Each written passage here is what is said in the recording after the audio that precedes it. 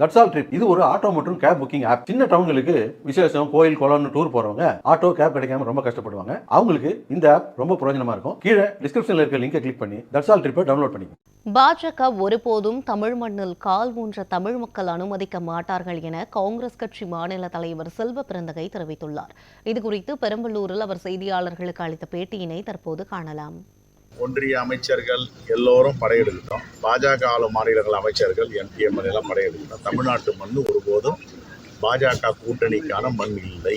பாஜகவை ஒருபோதும் தமிழ் மண்ணில் கால் ஊன்ற தமிழ் மக்கள் அனுமதிக்கணும். எங்கள் கூட்டணி 45 விழுக்காடுக்கு மேல் வாக்கு வங்கியை இன்ற அளவில் பெற்றிருக்கு. இது 50 விழுக்காடாக மாறுவதற்கு வாய்ப்பு இருக்கு. தமிழ்நாட்டிற்கு தொடர்ந்து துரோகம் செய்கின்ற பாஜகவுடன் சேர்ந்து இருக்கின்ற அதிமுக எப்படி வெற்றி பெறும்?